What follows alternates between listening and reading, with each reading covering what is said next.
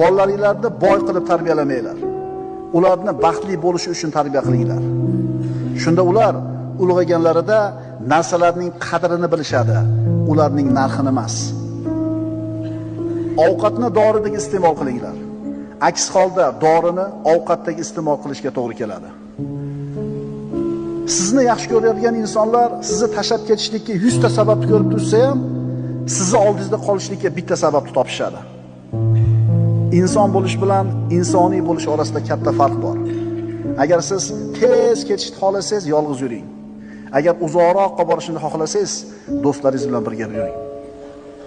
Dunyodagi eng yaxshi 6 ta tabib: quyosh nuri, dam olish, sport mashg'ulotlari, parhez, o'zingga ishonch.